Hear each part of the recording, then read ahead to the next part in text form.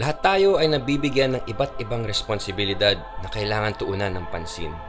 Kadalasan, ito ay para sa ikagiginhawa ng sarili nating buhay o para sa ikabubuti ng mga mahal natin sa buhay.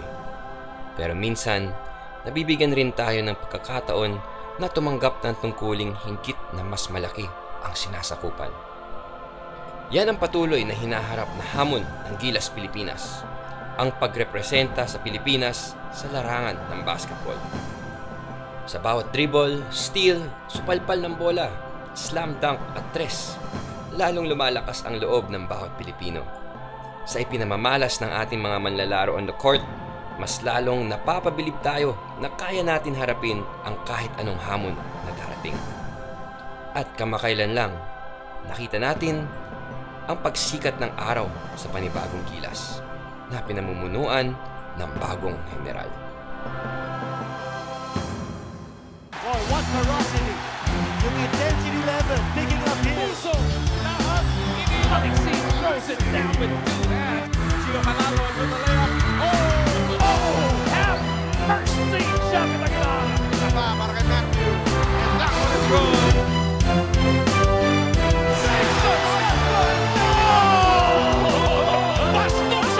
Here we go, back to JC finisher.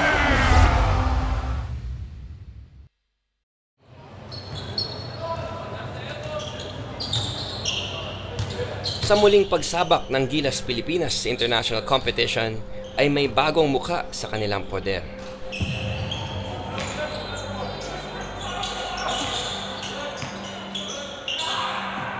Bago man si Joseler Yengyao sa programa ng Gilas, kilalang kilala na siya ng lahat ng tumatangkilik sa Pinoy basketball. Kaya hindi naging kagulat-gulat ang pagpili sa kanya para maging head coach ng basketball team ng Pilipinas sa 2018 Asian Games. Akala ko tapos na ako no, sa tour of duty ko. No? But again, when country calls, when duty to your country calls, hindi mo naman matatanggihan. No? So, dito tayo ulit. We're willing to make the sacrifice. We're willing to take on the responsibility, no? Kahit na panandalian lang. Ang di ka nais-nais na kalabasan ng laro ng Pilipinas kontra Australia ay nakaapekto sa ating pagsama sa Asian Games. Maraming manlalaro at mga coach ang napatawan ng suspensions. Isa na dyan ay ang head coach ng Gilas Pilipinas na si Chot Reyes. Dahil dito, pumasok sa eksena si Coach Yeng. Pero muntik na ring maudlot ang pagsali natin sa Asian Games dahil sa naging desisyon ng SBP na mag-pull out ng team para paghandaan ang kinabukasan. Ngunit nadinig nila ang sigaw ng kanilang mga kababayan at ang hiling nila na marepresenta ang Philippine basketball sa buong Asia. We realized that there was a strong clamor from our basketball fans. And since we are the house of basketball, we need to really take a look at it and understand what that clamor and where that was coming from. Galing pala yan sa puso ng ating mga basketball fans. Sa lakas ng hangad ng mga Pilipino na pagpasyahan ng SBP na sumali sa Asian Games. Malaking bahagi rin sa pagpatuloy nito ay ang walang atubiling pagpapahiram ng rain or shine Elasto Painters ng marami sa kanilang manlalaro at staff para harapin at tanggapin ang tungkulin nila para sa bayan. When they said that Rain or Shine would handle the national team, one thing that came into mind was yun nga, experience pagdating sa coaching internationally. So way different from coaching in the PBA. So nagsuggest nga kami, kunin lang namin si Coach Yeng because experience-wise, and we've been together nga for 6 years. First time so it's a dream come true also. So have to enjoy it, but at the same time, we have to work hard for it also. Bilang lang ang araw ng koponan para mag-ensayo at maghanda. Pero hindi mapagkakaila na magaling at matatalinong player ang magrepresenta sa ating bansa sa Indonesia. Mas lalo pang tumindi ang ating lineup sa biglang pagdating ni Phil-Am NBA player na si Jordan Clarkson. I'll suit up soon. I'm excited, so I'm here, so I'm ready to play. escape between the legs with a pull-up. Nice shot mula kay Norman. Stan Hardinger looking to go wall-to-wall with a sidestep beauty. Naging mainit ang simula ng Team Pilipinas sa Asian Games nang manalo tayo 96-59 kontra sa Kazakhstan. Team Pilipinas with a huge victory. Pero mabilis din itong nasundan ng isang dikit ngunit masakit na pagkatalo kontra China. Stanley underneath, reverse is good!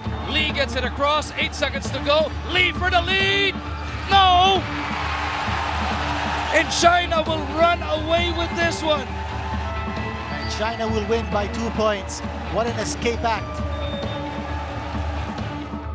Dahil dyan, kinailangan nilang harapin ang South Korea upang makapasok sa semifinals at makakamit ng medalya.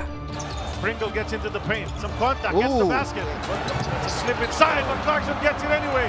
Magical shot here by Jordan Clarkson. Ibinuhos ng Pilipinas ang lahat sa laban na iyon. Blue shirts need to get that ball back. Eram trying to steal it. Tried to dive to save the ball. Ngunit nagtagumpay pa rin ang South Korea. Doon nagtapos ang pangarap nating makakuha ng medalya sa Asian Games. Pero sa gitna ng roller coaster ride ng Philippine team sa Asian Games stint nila, nabuo ang isang bukod tanging samahan sa pangunguna ni Coach Yeng Yao. Yung grupo kasi very special dahil saglit lang kami nagkasama-sama. Maraming nabuo, maraming masayang memories. Most of the success can be attributed to the Yang Yao factor, wherein he was really the glue that really bonded the team together. Every time he speaks with a lot of sincerity, and he makes sure that he practices what he preaches. Like, for example, simple things like, if you're staying in the village, I will stay with you, we're gonna eat the same food and all. So basically, that is one thing that endeared him to the players. So nag-focus na lang yung players on the task at hand, which is really to fast-track chemistry and eventually win games.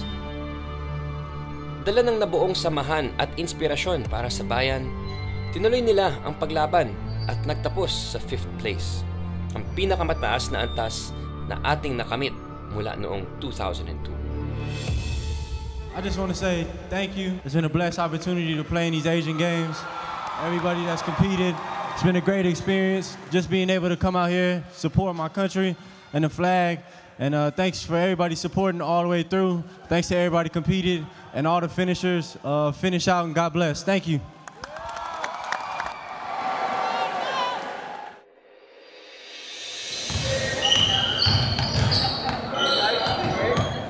Sa pagbalik ng team sa Manila sa pagtatapos ng Asian Games, agad ring nagsimula ang paghahanda para sa panibagong laban, ang FIBA 2019 Asian Qualifiers. Dahil sa magaling at magandang pagpapakita ng koponan sa pamumuno ni Coach Yeng, siya ang tinakdang coach ng Gilas Pilipinas sa bago nilang qualification window. Dala sa maraming suspensions sa mga karaniwang manlalaro ng Gilas, kinailangan nila Coach Yeng ng mga bagong mukha na bukas sa ang pusong maglaro para sa bayan. At ikinatuwa nilang malaman na lahat ng kanilang inalok ay sumagot sa kanilang tugon. Nag-enjoy talaga ako. Parang napakasaya na maglaro sa Gilas kasi ang dami mo palang matututunan, ang dami mo makukuha, ang dami makikilala na bago. Sobrang proud unang-una kasi magre-represent ka pa lang. Sobrang blessed ka na, sobrang nakaka-proud na yun para sa sarili mo, buong family mo. And then yung pressure naman siguro, in life, may pressure talaga yan. So, siguro para sa akin, enjoying ko na lang kung ano man pressure yung darating sa amin. Iba na pinag-uusapan dito. Hindi lang ito, kasi pagka mother team mo lang ang dinadala mo, more on, ang iisipin mo lang, kayo as a team lang eh. Pero dito kapag sinuot mo yung jersey ng Pilipinas, buong Pilipinas na dinadala mo. So, konting mali mo, konting kibot mo, buong Pilipinas ang nakatingin sa'yo. And ayokong magkamali. It brings back memories from my first Gilas stint. It's definitely an honor. It's truly a privilege for me to put on the jersey. I just want to continue to support the country and hopefully we can do well in our next upcoming games. Sa nakagugulat namang pangyayari, may lumabas na balita sa kalagitnaan ng ensayo. Ang pag-step aside ni Coach Chot Reyes bilang head coach ng Gilas Pilipinas para magbigay daan kay Coach Yeng. Dito na magsisimula ang bagong yugto sa kasaysayan ng Gilas Pilipinas. At ito'y unang masusubukan kontra sa isa sa mga powerhouses ng Asia. Masasabing isang powerhouse team ang bumiyahe sa Tehran upang sumabak sa unang laro ng Gilas Pilipinas sa second round ng FIBA 2019 Asian World Cup qualifying round.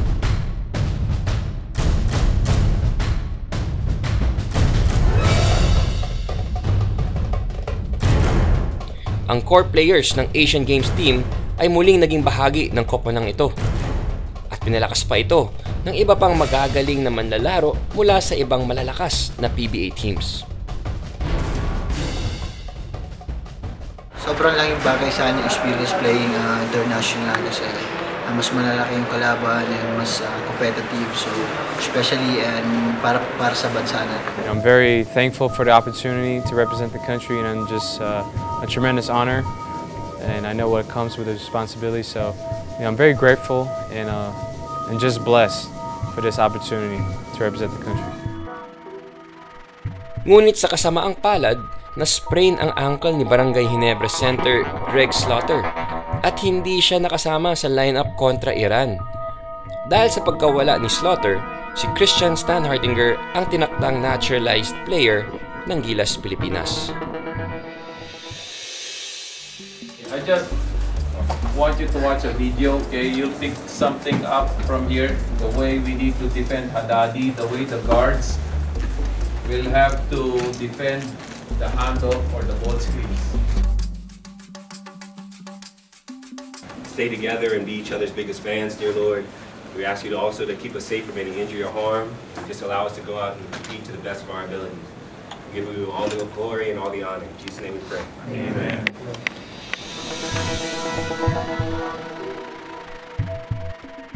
Dito sa qualifiers, hindi pa nakakatikim ang dating Asian champions na Iran ng talo sa loob ng kanilang gym. Kaya mabigat ang naging hamon nito para sa Gilas Pilipinas. JP Aram is going to be jumping it up, and he is jumping against that big man. Alex Cabagnot also in the starting unit, making his national team debut at age 35. Naging dikit ang laban sa simula, kahit na minamalas ang mga shooters natin sa laro. Belga from deep. Doesn't work. Medyo malamig pa si Big Bo. Maliksi with a catch and shoot 3. Sa gitna ng shooting woes, si Stan Hardinger ang nagwagayway ng ating bandila. Lee off the dribble, lost his footing, somehow got it to C-stand. And Christian did the rest. He's got a dozen. Lahat ng bumangga sa kanya, kiba. Stan Hardinger once again, off one leg, a la Dirk. What a great pass by Scotty Thompson.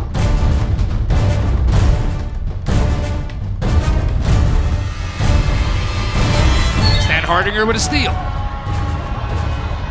Alex pitches it over. Marshall with a stop and pop. Bang!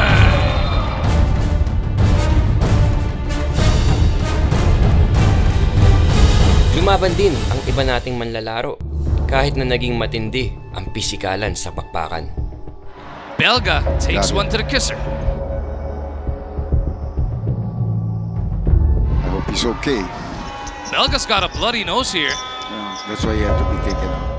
I had two players bloodied and I just felt that the referees could have put the game better under control. Somebody's hurt again para sa Gilas Pilipinas. Looks like it's Marshall Lassiter on the deck here. And Marshall is upset. He's talking to that big man, Arsalan Kazemi. It was a very physical game. Unfortunately, we didn't win. I know we can play better, but we played our hard out like every time. Alain, off the crossover.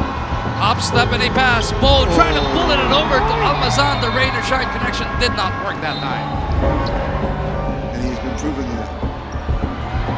Marami. Oh, that hurts. That's a big triple from Nika. Impidura rin ni Stan Hardinger plus making the 2 points. Ito kailangan higpitan na natin ang ating depensa rito. Oops. Kick out pass from Barami. Oh, big three-pointer from Yakchali. What a time for him to deliver. 7 points in this one. For their big gun. Belga gustong bumawi. Needs this one. No, Stan Hardinger. Ngunit gaano pa man kainit ang laro ni Stan Hardinger, ganun naman nagpatuloy ang lamig ng ating mga tira mula sa labas. Gabe to the other side. It is Alex who misses. Rebound pulled down by Casini.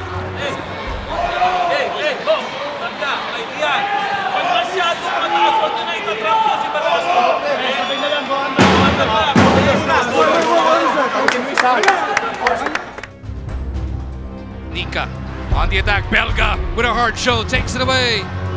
Marshall looks around. He gets it to Gabe. Does not work on the dribble. Oh, and somebody else got hurt. Dahil dyan, naubusan ng bala ang Gilas Pilipinas sa dulo. And younger, I think maybe than Alex also a couple of going. Marshall misses. Stan Hardinger is fouled on the rebound. Iran will just look to take this to the final buzzer. It is going to be an 8-point victory for Iran. They will improve to 6-1, while Gilas Pilipinas will drop to 4-3. It was a good game. You know, we came out and we played our heart out, but you know, at the end they came away with the win. But at the end of the day, I think we played well enough to win. We just had little details, turnovers killed us. Dahil sa pagkatalo sa laban sa Iran, naging must-win ang laban ng Gilas kontra sa Qatar. We just couldn't make our shots. We would normally make the open shots. We did not. The open threes did not fall for us. Too bad. It was our chance. Haddadi was not playing for most of the game. Could have been our chance, but we still have a chance to play them in Manila anyway. At di basta-basta magiging madali ito dahil sa mga panibagong hamon na nag-aantay para sa kanila. Halos 9 na oras ang distansya ng Iran sa Pilipinas. Pero dahil sa bagyong Ompong, lalo pang tumagal ang biyahe ng Gilas para makauwi. Dahil dito, halos 1 buong araw ang delay na naranasan ng koponan sa kanilang stopover bago makarating sa Manila. Mabigat din yun because right after the game, kumain lang kami ng dinner tapos we went straight to the airport. So it was, I think, mga 1 a.m. flight from Tehran to Dubai, which was expected na medyo groggy ka, medyo malungkot ka, and syempre deflated ng bahagya yung confidence mo because you're coming off a loss. So what we basically wanted was to get out of Iran so that we can prepare early against Qatar. But unfortunately, because of typhoon making landfall in Manila, we had to stay longer in Dubai. Our flight was scheduled at 7:30 a.m. We got to Dubai at around 4:30, thinking that it's a 3-hour layover, but it became a 15-hour layover. Pagod man ang kanilang mga katawan dahil sa biyahe, hindi naman nag-alinlangan ang bawat isa sa kanila sa pagpapatuloy agad ng kanilang paghahanda para sa susunod na laban. Bagong mga manlalaro ang itinalaga para sumabak kontra sa sunod na kalaban mula sa Qatar. Pinalitan ni Northport Batang Pier Guard Stanley Pringle si Stan Hardinger bilang naturalized player, habang sina Matthew Wright at Chapet Aguilar ay makakabalik na sa lineup pagkatapos ng kanilang suspension. Sa gitna ng mga pagbabago sa lineup, may isa pang panibagong sitwasyon ang kailangang harapin ng Gilas sa kanilang sunod na laro. Ang paglalaro sa closed-door environment na bunga rin ng sanction na ipinataw ng FIBA dahil sa away noong laban kontra Australia. You have to visualize it already this early na tahimik, na walang mag-cheer sa'yo. It's the first time we are going to play in an environment such as that. also have to prepare yourselves mentally kasi nga first time makikita yun. 4 na araw matapos mabitin ang ating laban kontra sa Iran. Doon sa Tehran, nandirito naman po sa Smart Araneta Coliseum ang pinakamamahal nating Gilas, Pilipinas para sa ating home game kontra naman sa Qatar. First quarter about to get underway and it is the blue shirts of Gilas, Pilipinas who will win the tap. Gabe Norwood has the assignment of shadowing Guambo. Oh, big rejection by Gabe. Naiwan na siya doon sa pick pero nahabol pa rin naman niya. Tungkulin on the run. Nice pass issued by Scotty. Abdel Basset will attack. Took the contact, got the layup. And that's the penetration. But the Philippines must be careful. Sa simula ng laro, kitang-kita ang epekto ng pagkawala ng mga supporters sa home team. Tumuloy-tuloy ang maalat na shooting ng Pilipinas. Habang lahat naman ng ibinabato ng mga Qatari ay pumapasok. What an execution by Qatar, finding a wide open man inside for the easy 2 points. The crunch man on the ground, beating the buzzer. Alex Cabagnot doing Cabagnot things here inside the Araneta. Bringing down the lead to 13 points. Pagkatapos ng first half, dehado ang Gilas Pilipinas ng 13 points kontra sa Qatar. Ngunit sa halip na magsisihan o magkainitan ng ulo, isang kalmadong Coach Yeng ang nasaksihan ng Gilas sa dugout. We know how fiery Coach Yeng can be in the PBA. But I was just surprised that with coolness and calmness in his demeanor, he just told the players, even if we're missing at that time, we were just 6% from the 3. Even if we're missing our shots from the outside, even if you miss majority of shots from the 3, for as long as we play tough D, we're still gonna win the game. Well, Coach Yeng, he believes in us, and he told us to keep shooting. Keep shooting the shots that you regularly take in games and that you're comfortable taking. So, even though we didn't really make much more in the second half, we stepped up our defense, and that was the most important thing, because sometimes the shots aren't going to fall every day, but what has to be constant is your defensive effort. Buhat ng mensahe ng kanilang head coach, ipinaramdam ng Gilas sa Qatar ang isang matinding pagbulusok ng second half. Norwood, Belga, and Thompson ang 5 para sa Gilas Pilipinas. Matthew Wright finally delivers a long bomb. He is all over the place. Belga, those offensive rebounds. Scoops it up and in. Big Mo with a basket, may kasama ng foul. Pringle waiting for that pick.